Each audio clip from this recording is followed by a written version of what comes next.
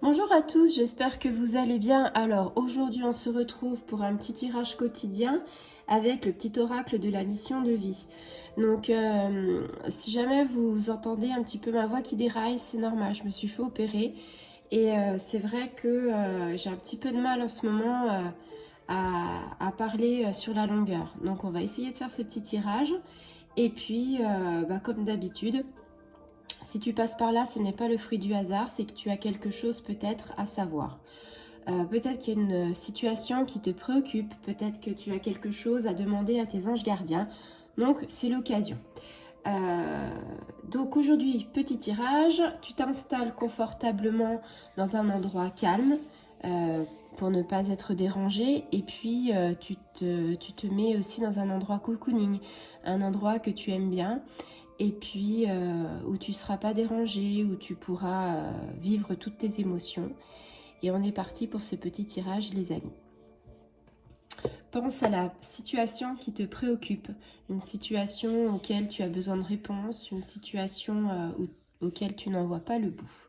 Allez, vous le savez, une petite carte, ce serait parfait.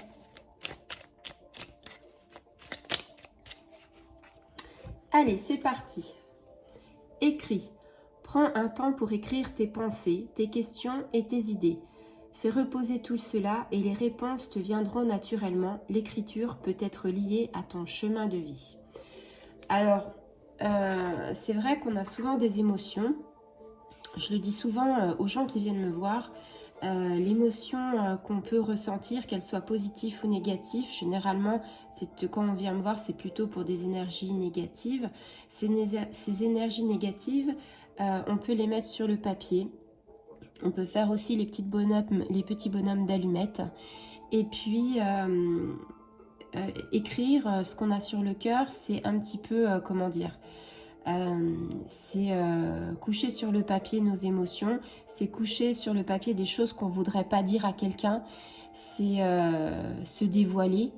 Et la meilleure des choses, c'est de ne pas penser à ce qu'on aimerait écrire. C'est se dire, bah voilà, qu'est-ce qui me passe par la tête? Des fois, il ne faut pas réfléchir à ce qu'on va écrire. Des fois, ça n'a ni queue ni sens. Des fois, c'est des bouts de phrases ou des mots.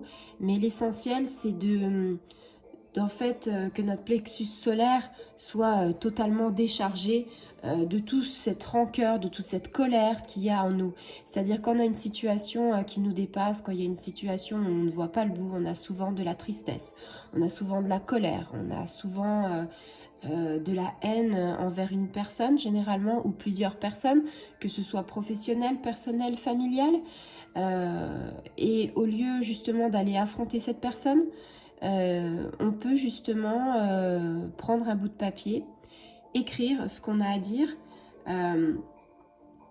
Ça peut être pourquoi aujourd'hui je suis pas bien, qu'est-ce qui fait que je sois pas bien, j'aimerais ci, j'aimerais ça. Et ça va nous donner en fait des idées, ça va nous donner une remise en question. Parce que si vous écrivez ça, c'est que quelque part, vous avez pensé aussi ça. Donc, je suis victime et bourreau à la fois. Quand on a été victime, on a forcément été bourreau. Toujours se rappeler ce système-là. Et c'est vrai que en écrivant, comme le dit très bien ce petit oracle, on arrive à trouver des solutions. Alors moi j'ai envie de dire, si tu trouves pas tes solutions en écrivant tout de suite, parce que tu peux pas, on va dire tout de suite faire un travail sur toi en se disant bah voilà ça va marcher, je vais écrire 2-3 mots et je vais trouver la solution. Je pense qu'il faut faire un travail en amont. Il faut demander à tes anges gardiens, vous le savez, je vous le dirai jamais assez, demander à ces anges gardiens voilà, je suis dans une impasse, j'aimerais de l'aide, faites-moi un signe, à tous les êtres de lumière, à ce que vous croyez.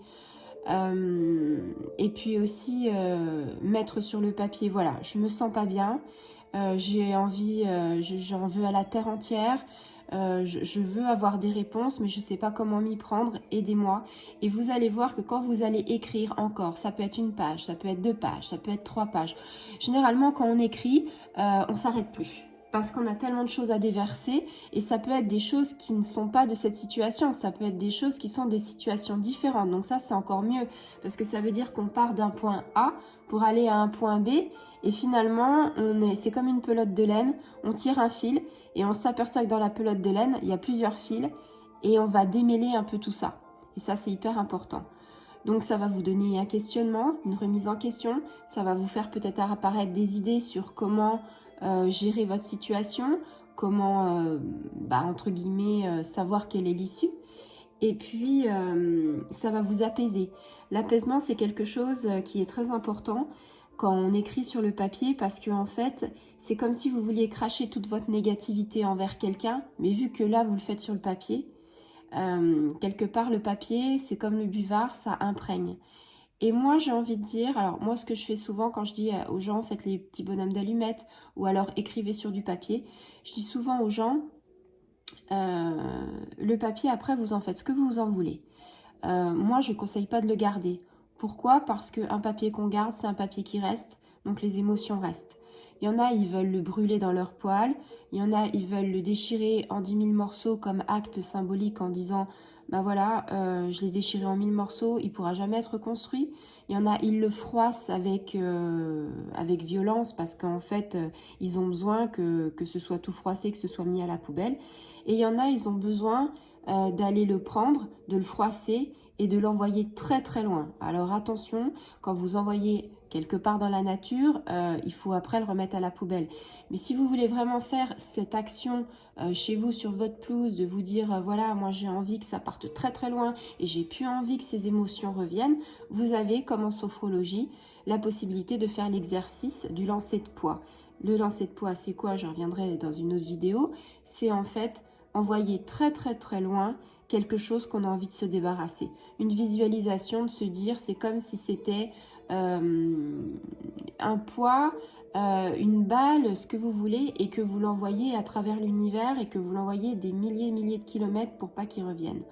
Ou alors en visualisation, comme le radeau, où vous avez des pierres et que les pierres vous les mettez sur le radeau et que ces pierres sont lourdes et que le radeau se remplit et qu'à un moment donné, quand le radeau est plein, quand la coupe est pleine, et ben le radeau il file, on va dire à l'horizon, au milieu de la mer et se dire bah voilà, ce radeau là j'en veux plus, ce radeau là je veux qu'il disparaisse de ma vie, et on le voit jusqu'au coucher du soleil. C'est une belle visualisation et j'ai envie de vous dire c'est intéressant de faire un travail par rapport à ça.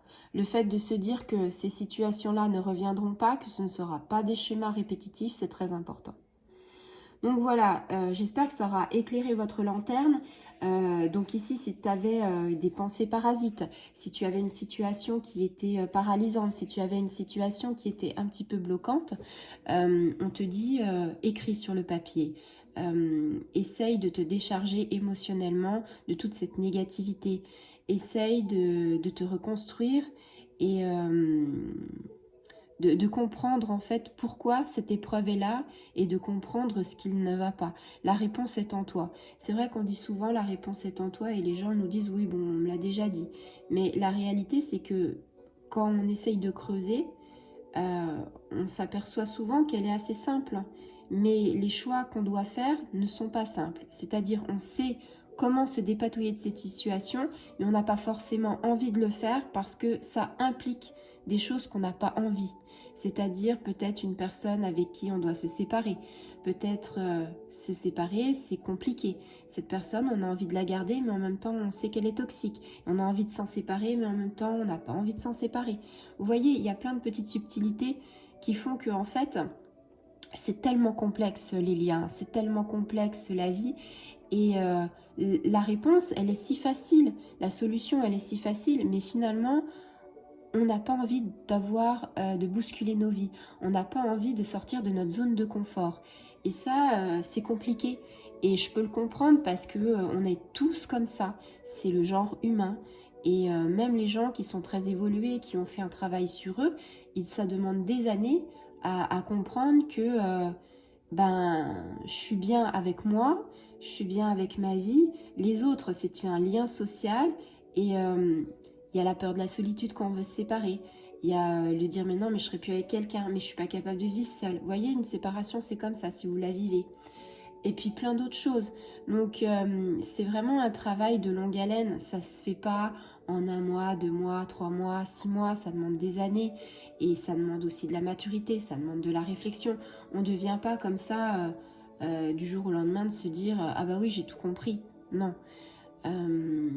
J'ai envie de dire que pour les petites solutions, on sait ce qu'il faut faire.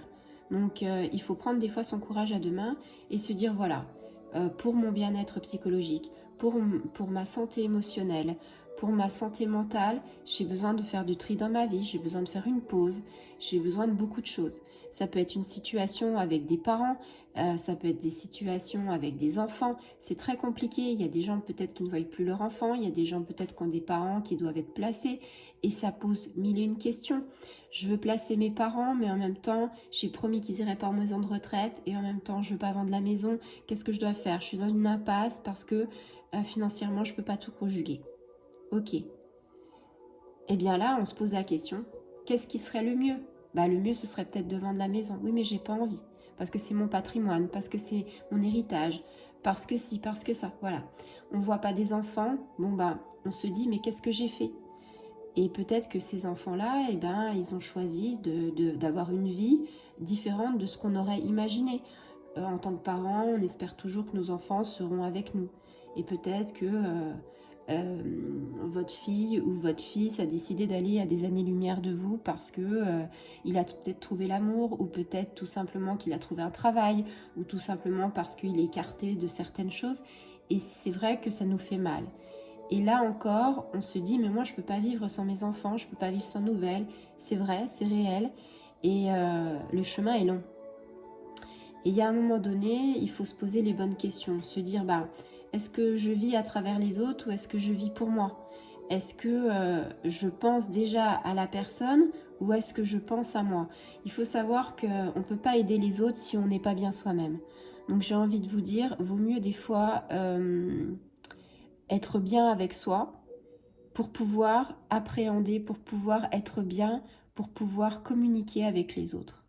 Effacer la colère, effacer la tristesse, effacer la rancœur, se dire bah non, je serai pas rancunière, alors qu'en fait c'est terrible. On est tous humains, on est tous un peu plus rancuniers les uns que les autres, on a tous des défauts, et heureusement d'ailleurs, hein, on aurait un monde sans défauts, ce serait triste. Et c'est ça qui fait le genre humain, c'est ça qui fait que on a toutes en fait des épreuves dans la vie. Donc voilà, j'espère que ce petit message d'écrire tes pensées, d'écrire tes questions, tes idées, ça va faire son petit bonhomme de chemin. Et quelque part, tu verras que d'écrire, écrire, ça va te faire du bien, ça va t'apaiser, ça va te relaxer. Et quelque part, tu seras peut-être sur ton chemin de vie. Peut-être que tu comprendras des choses en écrivant et que ça va te libérer un stress, ça va te libérer de l'émotion, ça va te libérer de toutes ces charges émotionnelles qui sont en toi. Voilà, j'espère que que j'ai fait un bon tirage et que ça vous a apporté des solutions. Bonne journée à tous, au revoir.